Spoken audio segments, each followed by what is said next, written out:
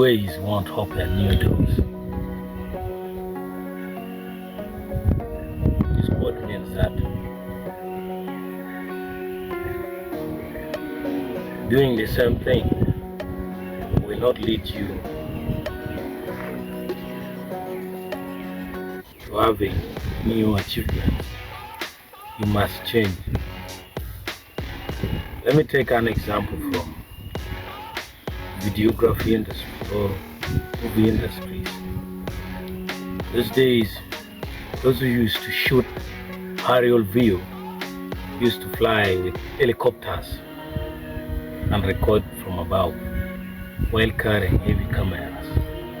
But these days, just a small camera like this is mounted onto drones. And then you have to learn how to fly the drone and you record aerial videos. A lot of people lost their jobs in Hollywood when drones came in because they refused to be dynamic, to learn how to operate drones for shooting cinematic videos. And now it relates back to the old ways.